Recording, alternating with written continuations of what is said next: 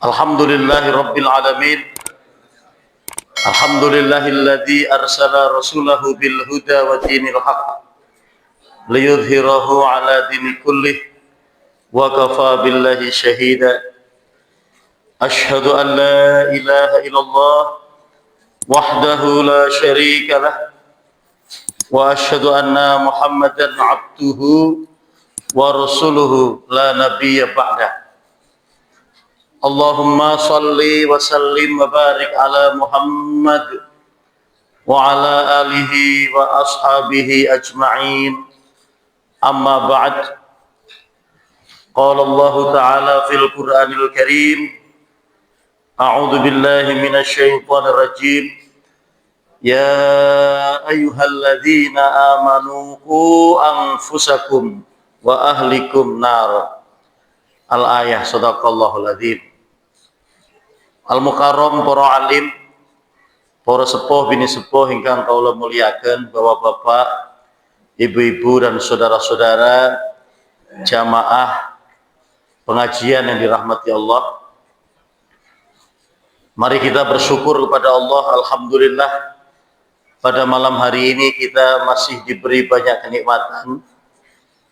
Alhamdulillah, kita masih diberi banyak rezeki. Rezekinya banyak enggak Bapak Ibu? Banyak. Berhasil tasik mboten Bu? Nek pun telas tumbas malih nggih. Mun dahar dereng Bapak Ibu? Lah monggo didahar jajani. Alhamdulillah rezeki dicukupi Bapak Ibu nggih. Kemudian sehat juga, alhamdulillah kita sehat dan diberi umur panjang. Sebab yang namanya umur itu kita tidak tahu kita akan sampai umur berapa. Kayak kemarin saudara kita ketua PCM Talun, yaitu Bapak Haji Sahur, usianya baru 56 niku si 6 maupun sepuh dereng pensiun 6 nih. Meninggal dunianya yaitu kena stroke nih. Alhamdulillah husnul khatimah.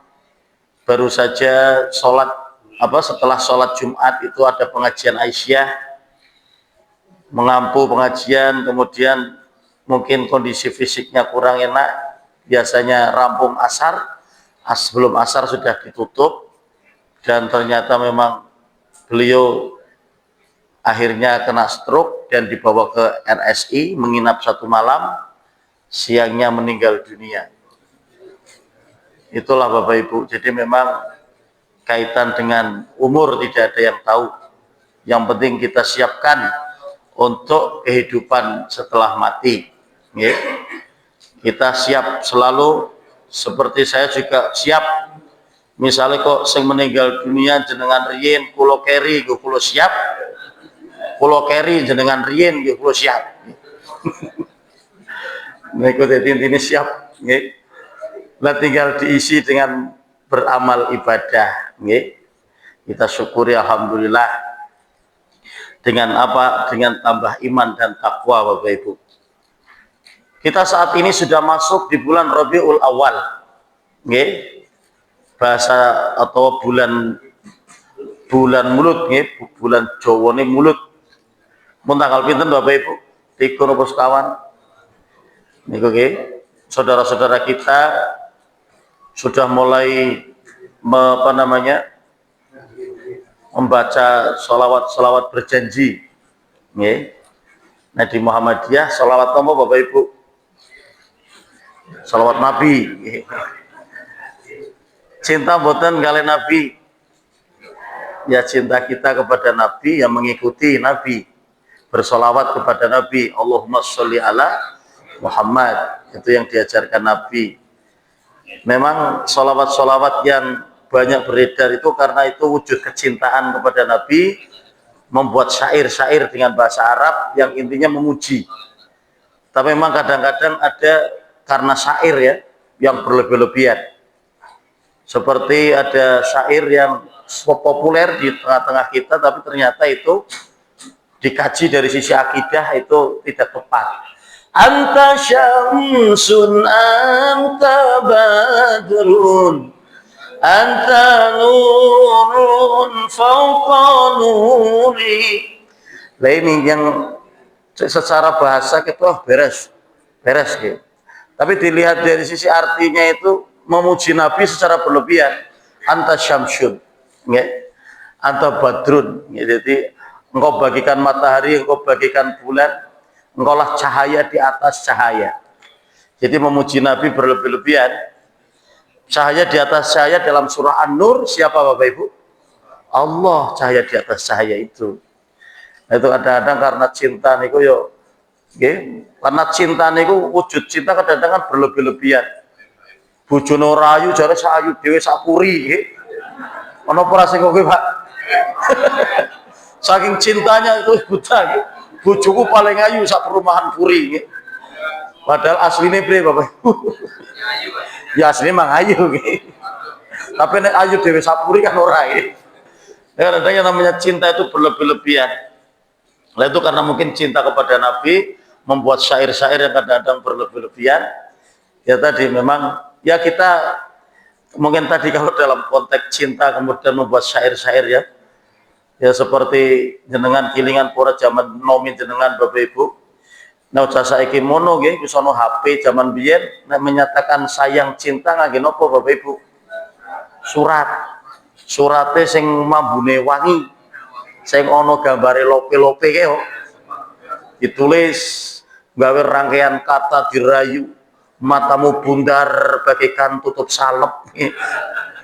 Nah dirayu-rayu gitu. Nah itu karena cinta. Nah itulah. Nah tadi Rabiul Awal 12 Rabiul Awal kelahiran Nabi ya. Itu ya memang cinta kita kepada Nabi yang mengikuti ajarannya. Ya. Qul in kuntum tuhibbunallaha fattabi'uni. Katakan Muhammad, jika kamu mencintai Allah, ikutilah aku. Kita suruh mengikuti Nabi. Kita kalau cinta Allah, apa yang diperintahkan Allah ya itu lewat Nabi itu menjadi contoh, ya. Termasuk mencintai Nabi, kita diperintah untuk cinta kepada Nabi dengan mengikuti, ya. Nah inilah malam ini kita akan membahas salah satu ibadah yang harus kita ikuti yaitu sholat. Nabi bersabda, "Shallu kama ra'aitumuni usolli." Salatlah kamu seperti kamu melihat aku salat. Ya. Jadi betul-betul salat kita itu biar seperti salatnya Nabi. Nah ini di buku tanya jawab yang dipandu oleh Majelis Tarjih ada beberapa pertanyaan-pertanyaan yang mungkin kaitannya dengan kadang-kadang ya pelaksanaan salat. Ini ada yang bertanya, mohon penjelasan tentang bersedekap sesudah i'tidal. I'tidal niku bangun dari ruku, nggih namanya berdiri i'tidal. Nggih. Kadang-kadang enten sing sami Allahu liman hamidah. Sedakep nanti ningali, Pak. Napa enten juga jamaah sing mekaten ten mriki? Enten sing sami Allahu liman hamidah lempeng. Nah ini minta penjelasan. Jadi memang pertanyaan itu ini menurut Majelis Tarjih jawabannya banyak yang bertanya ke Majelis Tarjih seperti itu, ya. Nah ini akan dijelaskan sehingga dikutip hadis tentang tadi ketika posisi i'tidal. Karena Rasulullah SAW idza qoma ila sholati qala sami'allahu liman hamidah wa rafa'a yadayhi wa'tadala hatta yarji'a kullu azmin fi mawdi'ihi mu'tadalan. Pernah Rasulullah Shallallahu Alaihi Wasallam apabila berdiri sholat, kemudian beliau membaca Sami Allahu liman hamidah dan beliau mengangkat kedua tangannya. Sami Allahu liman hamidah mengangkat kedua tangannya, kemudian berdiri tegak. Berarti i'tidal nih tegak. Hingga setiap anggotanya kembali mengambil tempat masing-masing dengan lurus. Hadis riwayat Imam Tirmidzi. Dan ini tadi mengambil kembali kepada semula, mengambil posisi masing-masing. Ini ada yang memahami mengambil posisi semula. Itu ada salah satu ulama namanya Abu Yusuf. Ya. Ini menerangkan bahwa yang ketika bangkit dari ruku dan i'tidal dalam sholat itu, kemudian keadaan berdiri ketika setelah ruku, ya, itu supaya tumak ninah itu berarti anteng, tidak gerak-gerak, tidak terburu-buru untuk sujud, tumak ninah berdiri lurus, baik itu rukun maupun fardu, intinya semua gerakan sholat harus tumak ninah. Kalau i'tidal tadi, ia kembali kepada keadaan semula sebelum ruku.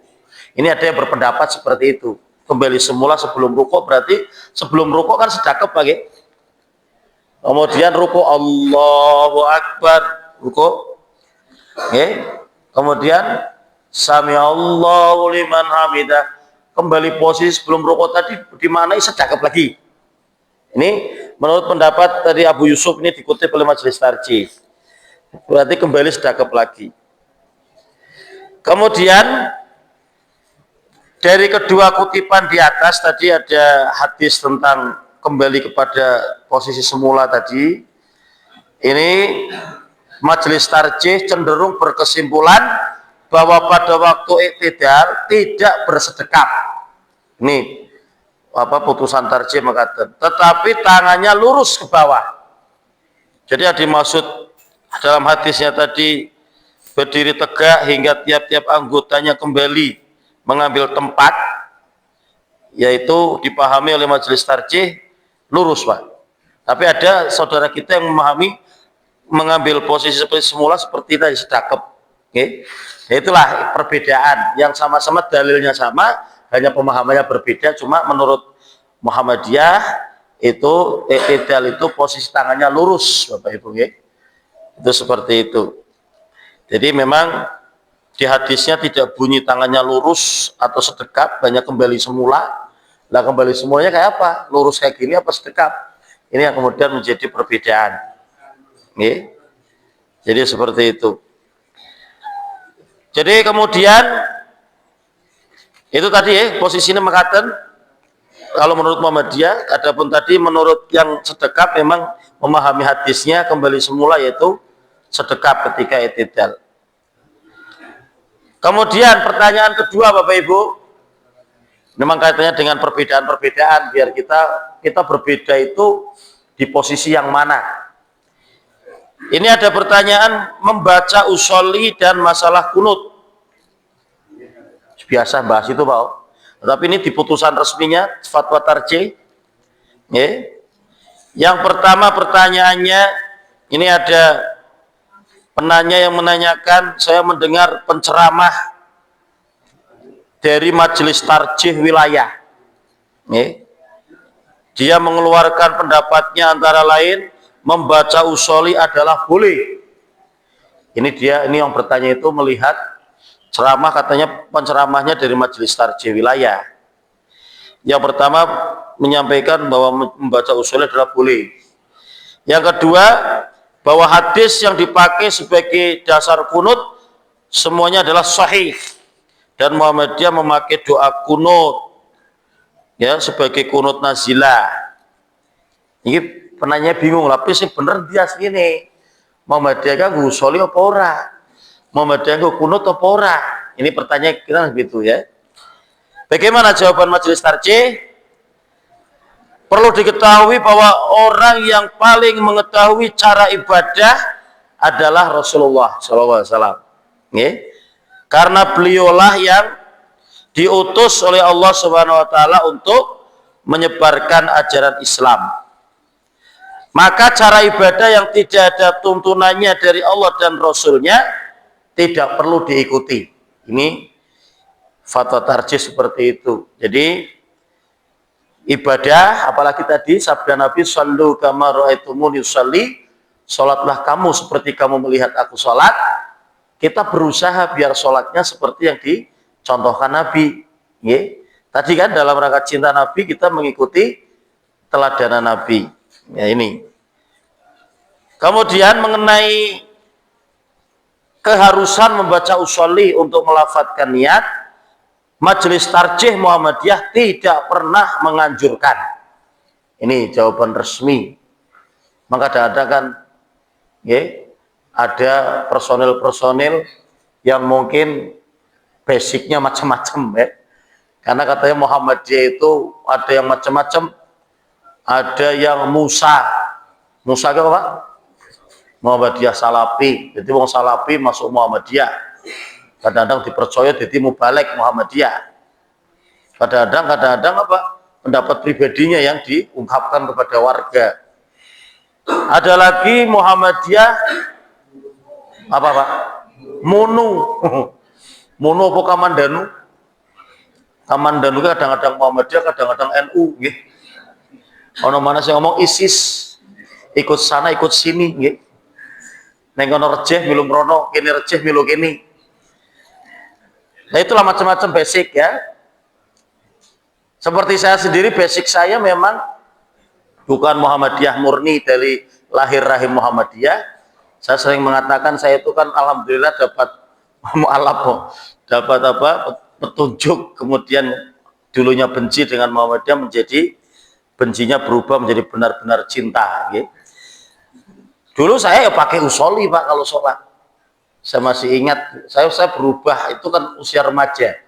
Saya dari kecil dididik dengan cara-cara yang bukan Muhammadiyah.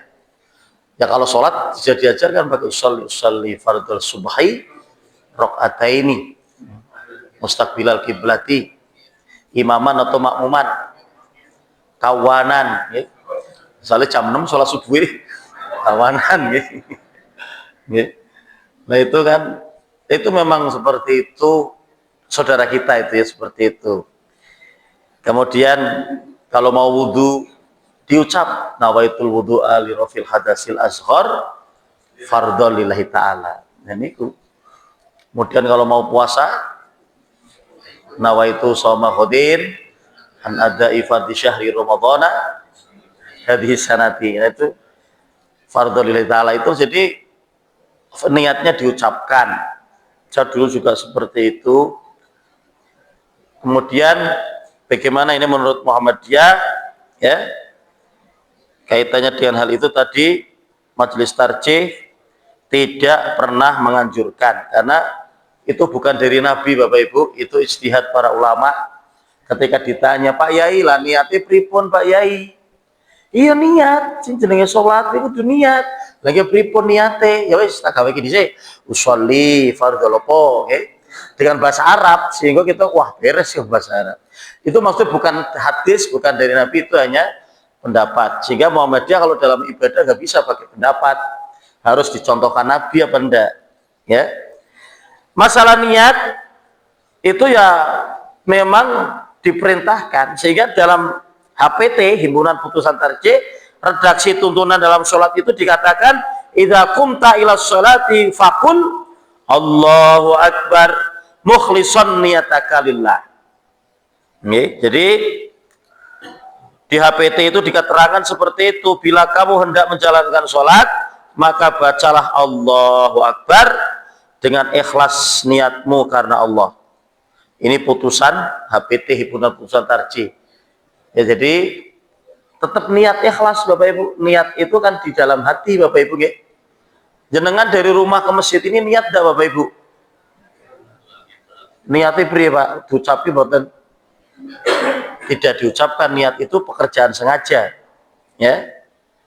Dan memang kita diperintah untuk niat yang ikhlas, sehingga tadi apa supaya dalam sholat itu mukhlisan niyataka lillah ya, supaya betul-betul ikhlas ya dengan niatmu karena Allah.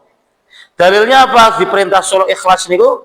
Surah Al-Bayyinah, wa ma umiru illa liya'budullah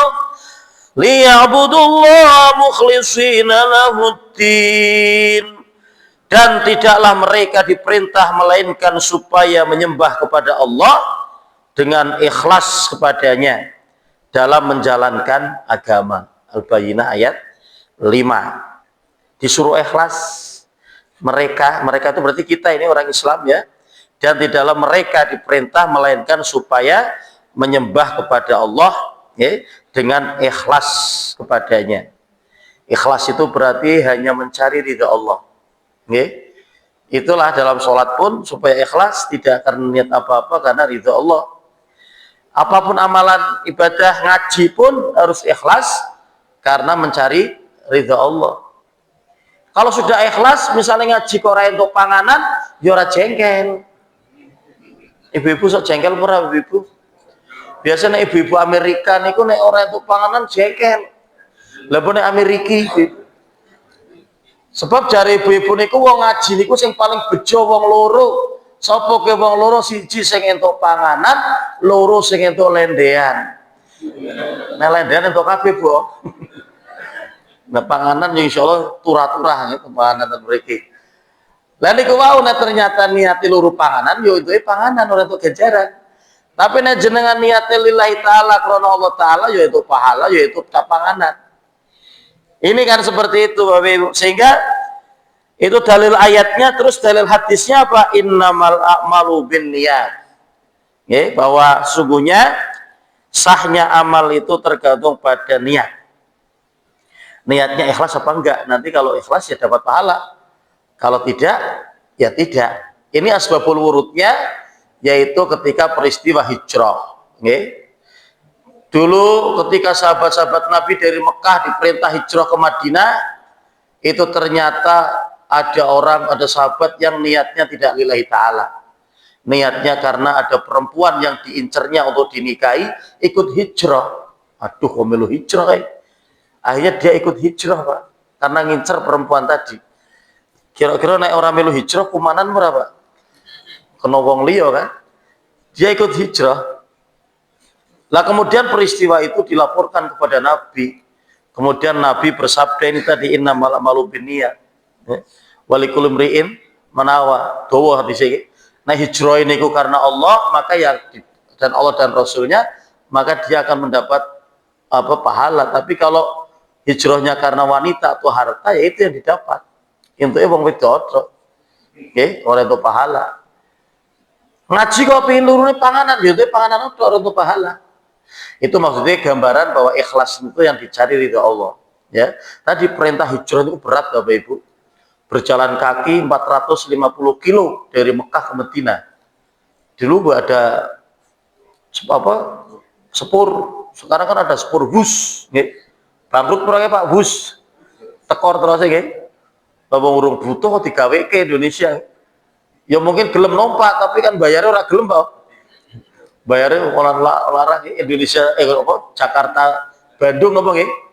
Jakarta Depok berapa menit itu? Bus baru tekan Pak. Tapi bayarnya larang mungkin apa? Sehingga kok informasinya tekor. Dulu belum ada alat transportasi canggih, pesawat, nggak ada. Yaitu jalan kaki rame-rame naik onta. Nggih. Nah inilah jadi pengorbanan yang luar biasa.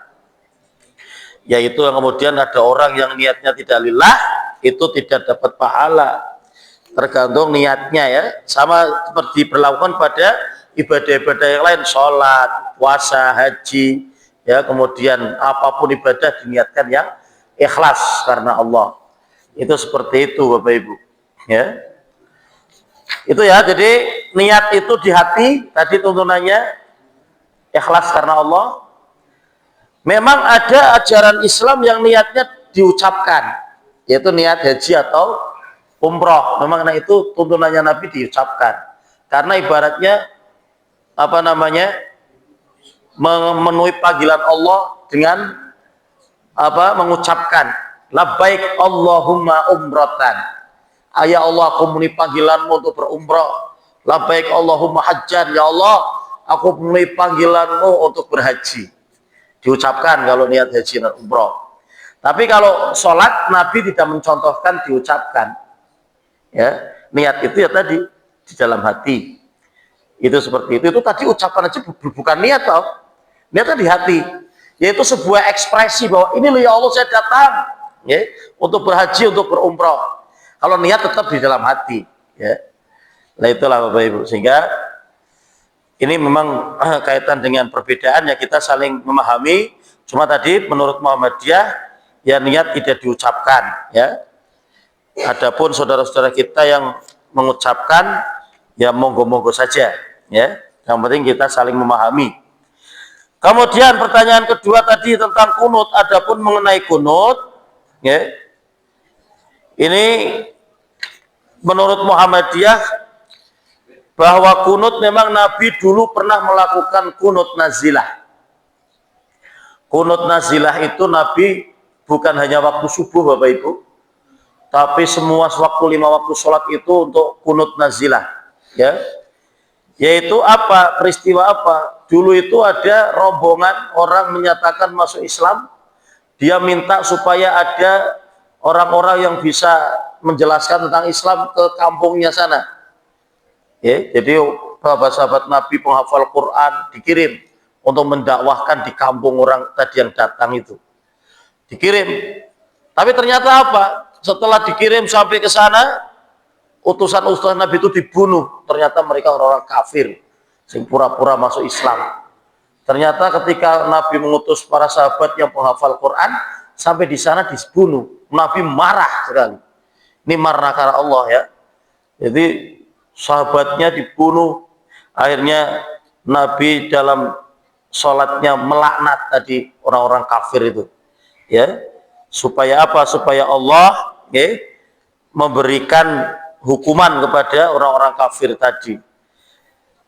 Nah kemudian setelah melakukan itu sampai diriwayatkan ada yang kata 1 bulan, sehingga turun ayat surah Ali Imran 128. A'udzubillahi minasyaitonirrajim. Laisa laka minal amri syai'un aw yatuba alaihim aw yu'adzibahum fa innahum zalimun. Tak ada sedikit pun campur tanganmu dalam urusan mereka itu, atau Allah menerima tobat mereka atau mengadab mereka, karena sesungguhnya mereka itu orang-orang yang zalim. Nah setelah ayat ini turun, Nabi kunut nazilahnya berhenti. Jadi ojo dilaknati, urusannya Allah, serahkan ke Allah, sehingga tidak kunut nazilah lagi. Ya, kemudian ada riwayat yang menerangkan seperti itu juga, Nabi nazilah, tapi ketika ayat ini turun, tapi untuk kunut subuh Nabi terus melakukan. Ada hadis yang seperti itu, tapi hadisnya menurut Muhammadiyah itu lemah, tidak dipakai. Tapi dipakai oleh saudara-saudara kita yang tetap tadi kaitan dengan kunut subuh dipakai. Ya ini bukan berarti kalau tidak kunut itu Muhammadiyah, kalau kunut NU, ini sudah pendapat dari ulama-ulama dahulu, ulama-ulama abad kedua Hijriah, ya, abad 1 abad kedua, ya. Ada ulama-ulama madhab Imam Hambali, pertama Imam Hanafi, Imam Maliki, Imam Syafi'i, Imam Hambali. Itu ulama madhab yang berpendapat. Ulama seperti Imam Syafi'i pakai kunut, Pak. Imam Syafi'i, ya, beda dengan yang lainnya tidak pakai kunut. Itu jadi kalau kunut bukan identik dengan orang kunut Muhammadiyah, nah kunut NU tidak. Ulama itu dari dulu sudah ada, ya. Adapun kemudian, dulu memang kadang-kadang gara-gara bedo tukaran, si jine orang kunut, jine kunut tukaran. Tapi anak-anak muda sekarang sudah bisa dewasa tidak tukaran. Soalnya pada orang sholat subuh, kok. Orang sholat subuh tukaran itu orang-orang kunut itu orang sholat subuh, ya. Kalau netakin ngare murid-muridnya, kalau jujur tadi pagi yang sholat subuh ngacung. Saya ngacung jalur rodo kali orang sholat subuh. Nah itulah memang kondisi sekarang. Ya harusnya kita lindungi keluarga kita supaya rajin, ya, sholatnya. Itulah tadi Bapak Ibu, ya. Jadi menurut Muhammadiyah sehingga ya kunut nazilah memang pernah, kemudian tadi akhirnya di stop oleh Allah dengan turunnya surah Ali Imran 128, ya. Dan ini kemudian di Muhammadiyah memang tidak ada kunut subuh, ya. Nah itulah Bapak Ibu. Di samping ini kunut subuh, di samping makna asli kunut itu artinya apa namanya, tunduk, ya, kepada Allah dengan penuh kebaktian. Muktamar dalam putusannya menggunakan makna kunut yang berarti berdiri lama dalam sholat dengan membaca ayat-ayat Al-Quran dan doa-doa. Ini sebagaimana yang didapat dalam pengertian hadis afdhalus sholati tulu kunutin, ya. Jadi sholat yang paling afdal ialah kunut yang lama, hadis ini. Jadi maksudnya berdiri lama untuk baca ayat ya. Itu tadi pemahaman kunut itu seperti itu ya, karena memang kalau kunut nazilah kan lama juga berdirinya Nabi ya berdoa. Tapi kalau kemudian kunut dipahami tadi membaca setelah sekarang berarti setelah ruku ya i'tidal lalu membaca kunut, ini menurut Muhammadiyah ya tidak dicontohkan ya, karena tadi hadisnya menurut Muhammadiyah tidak sahih ya. Nah, itu karena sama-sama ada hadisnya tapi yang dipandang Muhammadiyah tidak kuat, karena masalah ibadah di Muhammadiyah harus dengan dalil yang kuat, tidak boleh dengan dalil-dalil yang lemah okay? Dan itu kemudian ada lagi kunut witir di Muhammadiyah. Kalau witir tarawih ada kunutnya enggak Bapak Ibu? Tidak ada. Jadi memang hadis yang dijadikan alasan bagi kunut witir itu terjadi perbedaan pendapat, sehingga Muktamar Tarjih ya ini masih kalau ada dasar yang kuat dipakai, tapi ternyata belum ditemukan dasar yang kuat sehingga menurut Muhammadiyah tidak ada kunut witir Pak ya, makanya di Muhammadiyah kalau sholat tarawih ya tidak ada kunut witir, tapi saudara-saudara kita kalau sudah tanggal 15 sampai selesai ada kunut witirnya Pak ya. Ini kita biar paham oh ada perbedaan ya, lagi-lagi tadi menilai suatu dalil. Muhammadiyah kalau masalah ibadah harus dengan dalil yang sahih. Saudara kita kadang-kadang tadi ya mungkin kurang kuat, tapi karena ada hadis pokoknya dilakukan. Nah, itu perbedaan ya. Yang penting saling menghormati. Jadi ketenangan atau khusyuk menundukkan diri ini sangat diperlukan dalam ketika menghadap Allah ya, dalam mencapai apa yang menjadi tujuan sholat, mendapatkan rahmat, ampunan ya, berkaitan ini. Sehingga orang-orang yang bisa khusyuk sholatnya itu orang yang beruntung. Surah Al-Mu'minun ya. A'udzubillahi minasyaitonir rajim. Qad aflahal mu'minun alladzina hum fi sholatihim khashi'un. Sesungguhnya beruntunglah orang-orang yang beriman, yaitu orang-orang yang khusyuk dalam sholatnya. Jadi sholatnya mau sangat khusyuk dari Bapak Ibu. Saya dari padahal kan sholat di sini kok kan lebih dari tua tadi dia mesti itu positif kok khusyuk. Memang kadang-kadang kehilangan kontak geger dulu tentang mendiung-diung teman-teman dong sholat pilihan kok. Berarti jangan kehilangan kontak di sholat bebas pilihan kontak ini. Allahu Akbar. Walau morning dulu kulkas pilihan dari sholat itu. Karena memang ada setan yang khusus mengganggu orang yang lagi sholat ya. Jadi seperti itu. Dalam hadisnya itu kan setan kalau mendengar adzan langsung lari, berdiri terlari, takut. Nanti kalau adzan selesai dia datang lagi. Ketika dengar qomat dia lari lagi.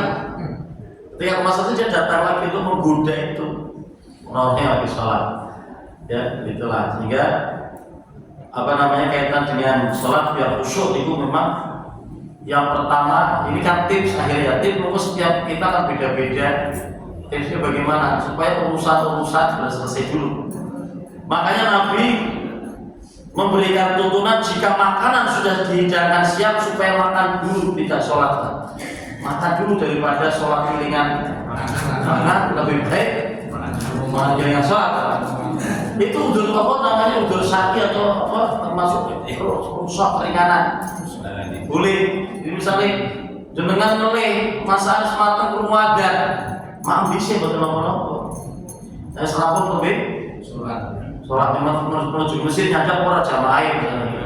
Oh itu 2 rakaat mending masuk. Termasuk juga buang hajat. Jenengan kok isi kebelet niku disuruh menyelesaikan dulu, jangan langsung sholat. Kira-kira pria sholat kalau kebelet itu sholat orang. Nah jelas kebelet kan mending kan beol bisa ditokin sih. Masalah dong mesin sholat wis rakaat terakhir, waduh tahan. Waduh tahiyat dari salam pengen double mau dari batu mesti bilang terakhir Nah itu makanya tadi biar kerusuhan itu terjaga, tadi hal-hal yang bisa mengganggu kerusuhan diselesaikan.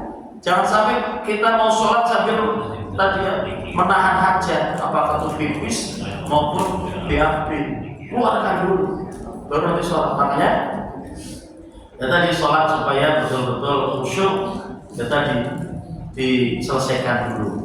Termasuk juga bagaimana biar sholat, makanya kan ada perintah wudhu itu kan diantaranya untuk menyegarkan tubuh kembali biar sholatnya fresh ya, wudhu itu ya.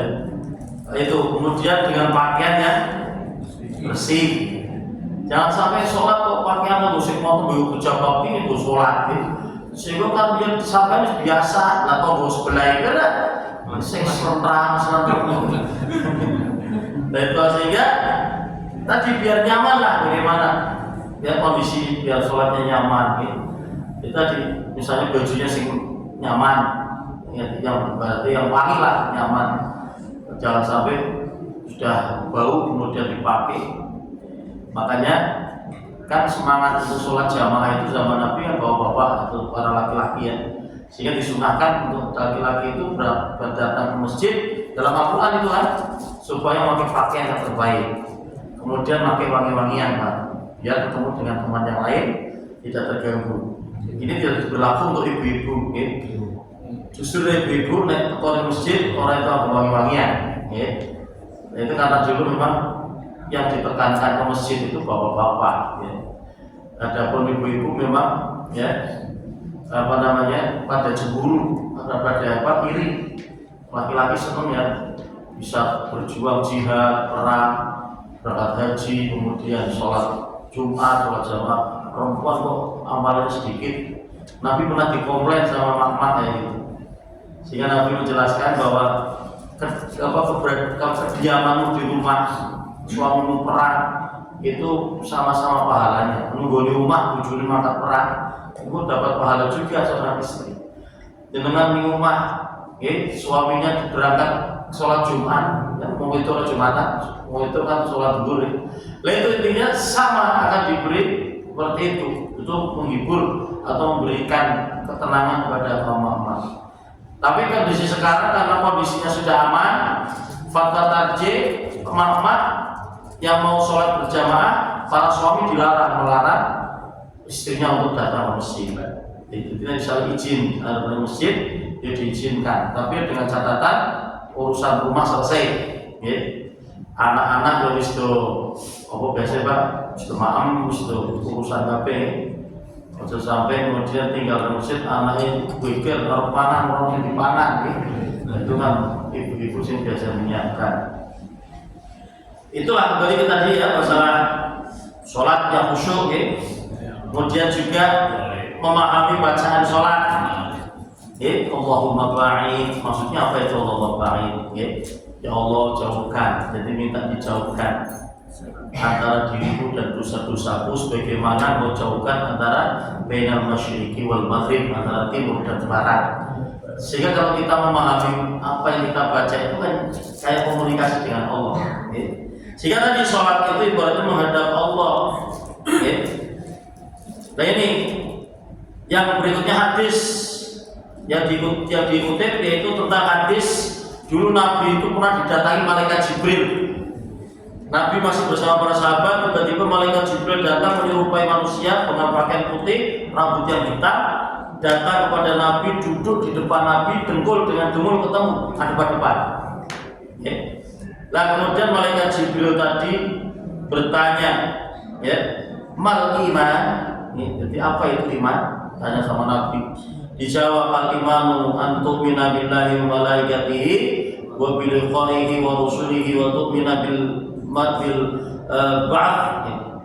Kemudian dijawab, kemudian istilah sekarang jadi rukun iman. Nah setelah dijawab, laki-laki tadi itu malah mengatakan sodaqah, kok benar. Dan misalnya mau tak kemana? Mal Islam, apa itu Islam? Dijawab Islam, kemudian jadi dalil rukun Islam tadi, syahadat, sholat, zakat, puasa, haji. Dijawab lagi sodaqah, kok benar.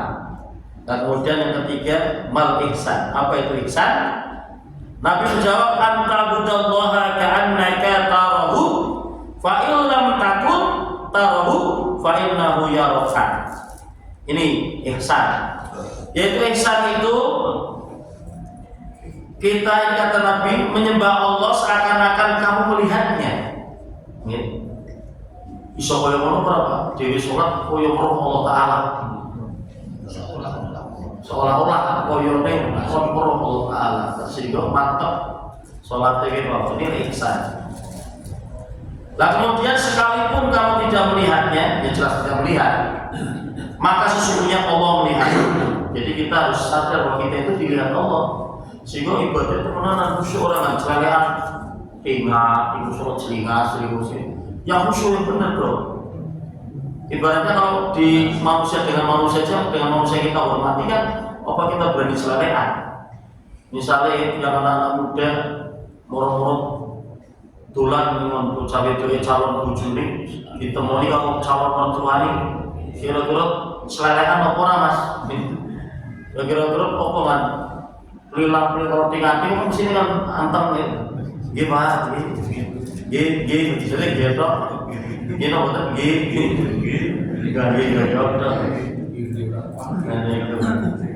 Jadi tidak kemudian selelehan, ada bahasa tubuh yang betul-betul menunjukkan intens, sopan, ya, itu. Itulah maksudnya gambaran ihsan seperti itu, kita seolah melihat Allah. Kalau nggak bisa, ya memang nggak bisa. Kita harus yakin Allah melihat kita. Ibaratnya kalau orang bekerja itu ya, misalnya tukang kayu, tukang batu, harian, weh di rumah nih nggoni, kira-kira sakit orang bapak ibu, kira-kira PHDH orang bapak ibu. Lalu misalnya orang itu nggoni, saya di rumah, ada kan, tekone telah, memegang semuanya nemen, terus perluasan langsung membayar ember. Ngasa gaji sendiri teman.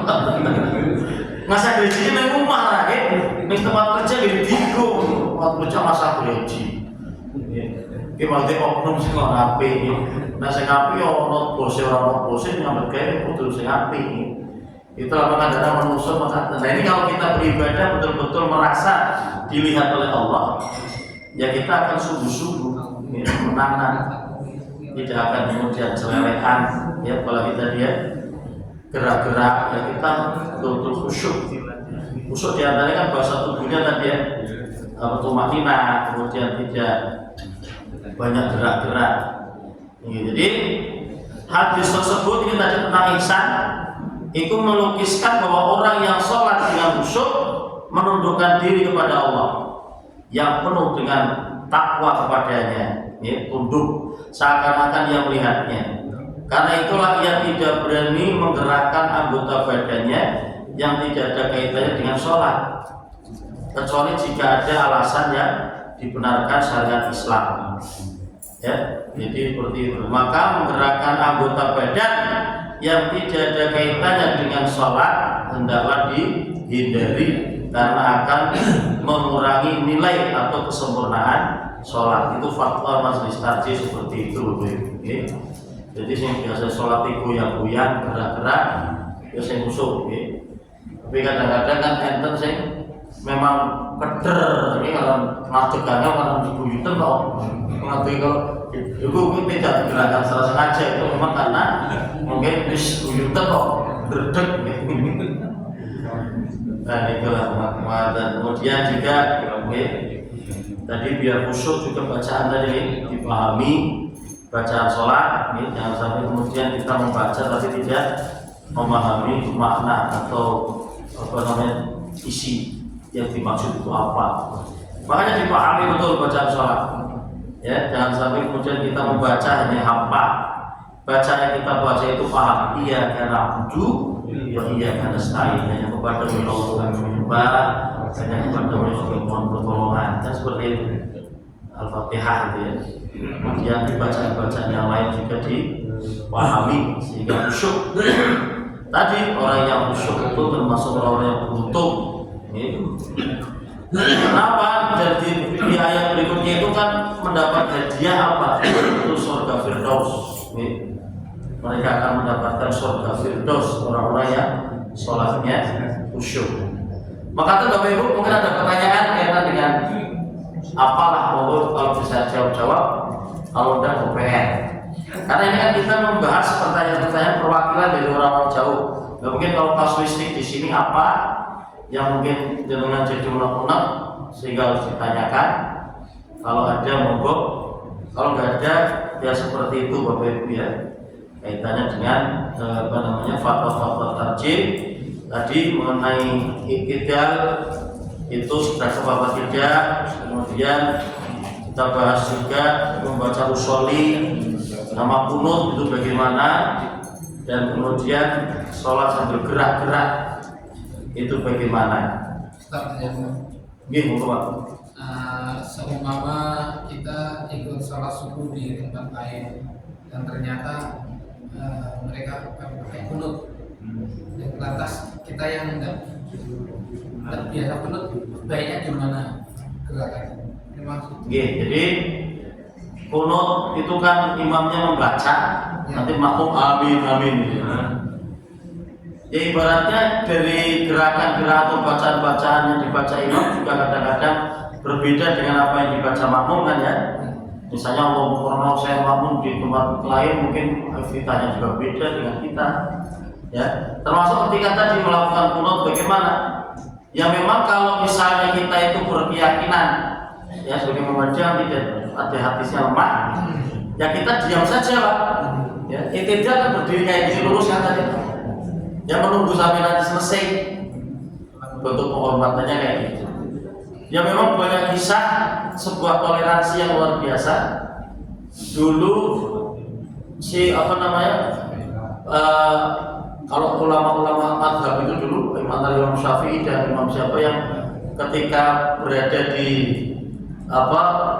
lingkungan yang berbeda itu menyesuaikan di lingkungannya dengan Imam Hambali itu ya, jadi ketemu kemudian karena di situ Imam Syafi'i tidak pakai kunut, menghormati gitu ya. Begitu juga sebaliknya ya, ketika Imam Hambali datang ke kelompoknya Imam Syafi'i pakai kunut, itu sebuah toleransi yang cantik karena memang ini tidak sampai kepada bid'ah yang kemudian sesat. Ini hanya masalah dalilnya ada, cuma cara pandang dalil itu sahih atau tidak itu dong ya, sehingga tidak sampai ekstrim kemudian sholatnya nggak sah karena imamnya kunut sama merah gitu. Memang kalau saudara kita ada yang sampai berkeyakinan yang makmum kormo dia orang sah ya, karena memang menurut ini diantaranya yaitu misalnya seperti kadang-kadang kan ada imam kita yang bacaan basmalahnya sir ya. Itu bagi NU bahwa basmalah itu bagian dari Fatihah, sehingga kalau Fatihah itu kan harus lengkap. Kalau tidak baca basmalah berarti nggak sah, kalau nggak lengkap. Sehingga mereka yang ekstrim itu sampai kemudian tidak sah makmum dengan orang Muhammadiyah. Ya seperti itu.